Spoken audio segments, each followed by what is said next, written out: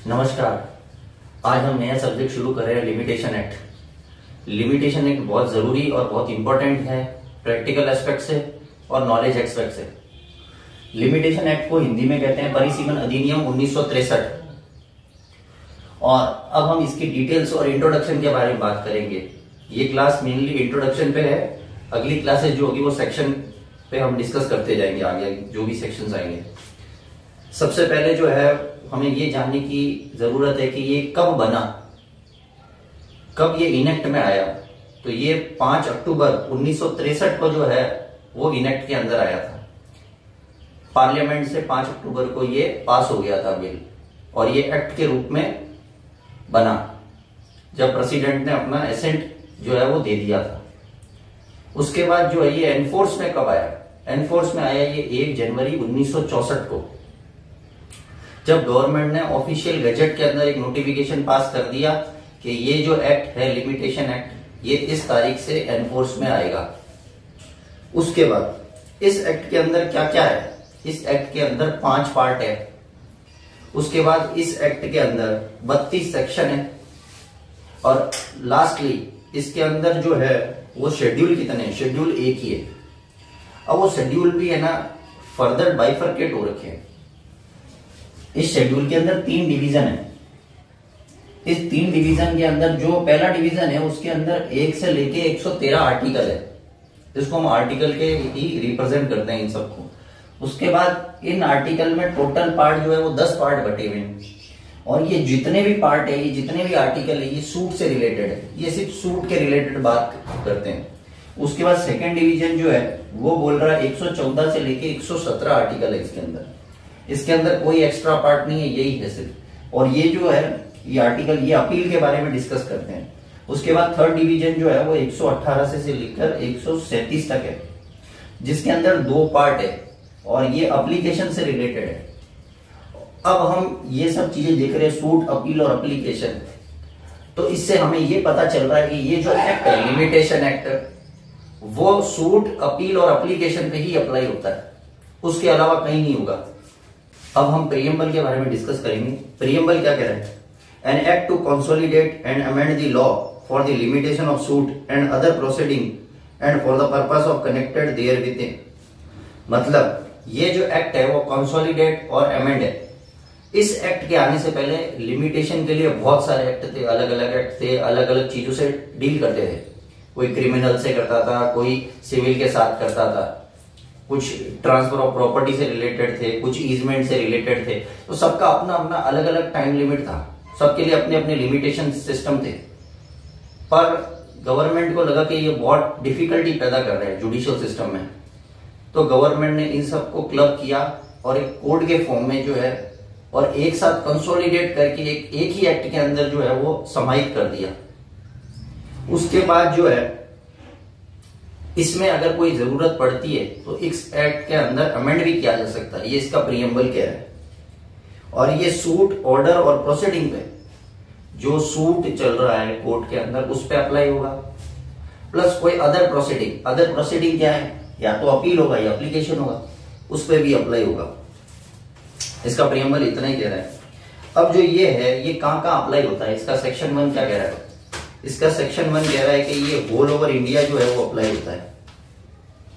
और इसका sub section 1 क्या कह रहा है? सेक्शन 1 का कि इस एक्ट का नाम क्या होगा? लिमिटेशन एक्ट होगा। दूसरा सब सेक्शन क्या कह रहा है? कि ये ऑल ओवर इंडिया अप्लाई होगा। जो Jammu and Kashmir reorganisation bill जो पास हुआ था, जो एक्ट में बदल गया 2019 के अंदर 5 अगस्त को, जो पार्लियामेंट में पास हुआ, उसके बाद जो है ये जो एक्ट है लिमिटेशन एक्ट, ये जम्मू कश्मीर पे भी अप्लाई होने लग गया। तो इससे पहले जो है ये जम्मू कश्मीर पे अप्लाई नहीं होता था। तो सेक्शन में क्या लिखा हुआ था? All over India accept Jammu and Kashmir. पर अब ये एक्सेप्ट जम्मू एंड कश्मीर हट गया है इस Jammu and Kashmir reorganisation act से। और ये जो लिमिटेशन एक्ट है ये कौन सी तारीख को जम्मू एंड कश्मीर पे अप्लाई हुआ? 31 अक्टूबर 2019 को ये जो है वहां पर एनफोर्स में आ गया था। ये डेट आपको याद रखनी है। ये जितने भी डेटा जो है डेट के रूप में, कब एनफोर्स हुआ, कब इनेक्ट हुआ, कितने पार्ट है, कितने सेक्शन है, कितने शेड्यूल है, ये सब जो है वो प्री में आते हैं। प्री का एग्जाम जो होता है जुडिशियल एग्जामिनेशंस, उनमें ये बहुत पूछे जाते हैं। और उसके बाद जो है वो इसका सबसेक्शन 3 क्या कह रहा है, सेक्शन 1 का, it shall came into force on such date as central government में by notification in the official gazette and appoint. जिस दिन जो गवर्नमेंट ने अगर गजट में नोटिफिकेशन जारी कर दिया, उस दिन से जो माना जाएगा कि ये एक्ट जो है वो एनफोर्स में आ गया। अब इसके बाद कुछ मैक्सिम है जो इस एक्ट से रिलेटेड है। पहली तो है इंटरेस्ट रिपब्लिकिया उट सिट फिनिस लिटम। इसका मतलब क्या है? Means the interest of the state required that there should be an end to litigation. मतलब स्टेट का इंटरेस्ट उसी में है कि जल्द से जल्द लिटिगेशन खत्म हो जाए। भाई एक कोर्ट का मतलब कोर्ट का उद्देश्य क्या होता है कि जल्द से जल्द जो है वो पार्टी को न्याय मिले, केस जल्दी सलटे या जल्दी खत्म हो जाए, यही है इसका। उसके बाद सेकंड जो है वो मैक्सिम ये है, विजिलेंटीबस नॉन डोरमेंटीबस जूरा सबवेंटियन। इसका मतलब ये है, law assist only those who are vigilant not those who sleep over the life. जो कानून है, जो लॉ है, वो सिर्फ उन्हीं की मदद करता है जो जागरूक है। लॉ उनकी मदद नहीं करता जो सिर्फ सोते रहते हैं जिंदगी भर। अगर आपको अपनी रेमेडी या रिलीफ कोर्ट से चाहिए तो आपको कोर्ट में समय रहते ही जल्द से जल्द रीजनेबल टाइम के अंदर जो है वो कोर्ट को अप्रोच करना होगा। आप सोच लो जब मर्जी हम पहुंच जाएं और कोर्ट हमें न्याय दे देगा या कोर्ट हमारी बात सुन लेगा, तो ये पॉसिबल नहीं है। ये लैकुना था, इसीलिए लिमिटेशन एक्ट को लाया गया। उसके बाद तीसरा प्रिंसिपल जो ये है, परपेचुएटेड और unlimited threat of litigation create insecurity and uncertainty which require limitation for the public order and peace. अगर लिमिटेशन एक्ट नहीं होता तो थ्रेट होता है एक बात का कि यार जो मर्जी अपन कभी भी केस लगा देंगे कोर्ट में। क्या है, कहीं लिखा तो है नहीं कि लिमिटेशन है कि हमें इतने समय के अंदर लाना है केस, मर्जी होगी जब कर देंगे केस। तो हर आदमी को एक डर रहता था, यार ये मुझे मेरे खिलाफ कभी भी केस कर देगा, फिर क्या करूंगा मैं, फिर क्या होगा। इसीलिए लिमिटेशन एक्ट को लाया गया कि समय अवधि बंधे और लोग जो है वो अपनी मर्जी से केस ना करें, समय में रहते ही केस करें, जिससे कि पब्लिक ऑर्डर और पीस मेंटेन रहे। उसके बाद जो है इस एक्ट के बारे में कुछ और थोड़ी डिटेल समझते हैं। ये एक्ट जो है वो एग्जॉस्टिव है, मतलब संपूर्ण है, इसके बाहर कोई चीज नहीं है बिल्कुल भी। इस एक्ट के अंदर जितने आर्टिकल दिए हैं, जितने सेक्शन दिए हैं, वो सफिशिएंट है कोर्ट के लिए और पार्टीज के लिए और एडवोकेट्स के लिए। इसके अंदर जितना लिमिटेशन पीरियड दिया हुआ है सारे टॉपिक्स को कवर करते हुए, वो सफिशिएंट है। और ये जो एक्ट है वो लेक्स फोरी है। लेक्स फोरी का मतलब क्या है? Land of law. जिस देश के अंदर अगर कोई एक्ट हुआ है, अगर उसके खिलाफ सूट फाइल होता है तो उस लैंड का या उस कंट्री का लॉ ही अप्लाई होगा उस केस पे। इसको एग्जांपल से समझते हैं। ए जो है वो बी के साथ मैरिज करता है इंडिया के अंदर, फिर उसकी नौकरी लग जाती है यूएसए के अंदर। 2 साल बाद वो यूएसए चला जाता है और वहां पे फिर एक शादी कर लेता है। अब ये तो ऑफेंस है, इंडिया में शादी की है, तो अगर यूएसए के अंदर ट्रायल चलेगा इस केस का तो इंडिया का लॉ अप्लाई होगा, क्योंकि वो पर्सन जो है वो इंडियन सिटीजन है और उस पे इंडिया का ही लॉ अप्लाई होगा। उस पे जो है वो इंडियन लॉ ही गवर्न करेगा। इसीलिए जो लॉ है वो लेक्स फोरी होता है, लॉ ऑफ लैंड। जैसे ही लिमिटेशन एक्ट भी है यही कहता है, अगर आपको सूट, जैसे मनी रिकवरी का सूट है, अगर आपको सूट फाइल करना है तो 3 साल के अंदर कीजिए। 3 साल के बाद जो है वो आपकी रेमेडी खत्म हो जाएगी, पर राइट खत्म नहीं होगा। अगर सामने वाला पर्सन आपको देना चाहता है पैसे तो आप मना थोड़ी करोगे, नहीं जी मेरा तो राइट खत्म हो गया, अब मैं आपसे पैसे नहीं ले सकता। ऐसा नहीं, सिर्फ आप कोर्ट में नहीं जा सकते। कोर्ट जो है वो आपका सूट मेंटेनेबल नहीं कहलाएगा कोर्ट के अंदर, पर आपका राइट अभी भी है। अगर कोई 3 साल में पैसा नहीं दे रहा तो क्या आप छोड़ दोगे अपने पैसे को? कोई नहीं छोड़ेगा पैसा। बस आपका यहां पर जो रेमेडी लेने का राइट था कोर्ट के अंदर, उसको बार कर दिया गया। उसके बाद जो है वो हम कुछ टर्मिनोलॉजी को समझते हैं। लिमिटेशन का मतलब क्या है? It limit the time after which no suit appeal application be maintain in court. जैसे मैंने अभी समझाया कि लिमिटेशन का मतलब यह है कि एक ऐसा टाइम जो कि निर्धारित किया गया है लॉ द्वारा, वो अगर पार हो जाता है तो कोई भी सूट, अपील और एप्लीकेशन जो है वो कोर्ट के अंदर मेंटेनेबल नहीं होगा, कोर्ट उसे सुनेगी नहीं। उसके बाद प्रिस्क्रिप्शन क्या है?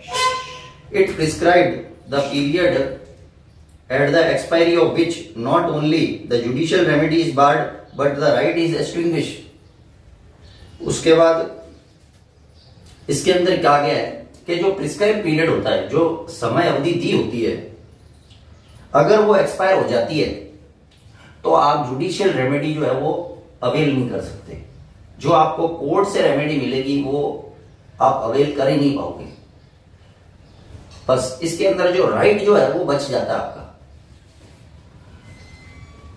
उसके बाद लैचेस का मतलब क्या है? Delay, defeat, equity. ये एक लैचेस प्रिंसिपल है, एक टर्मिनोलॉजी है। इसके अंदर कहा गया है कि अगर आप जितना लेट करोगे उतनी कम आपको रेमेडी मिलेगी।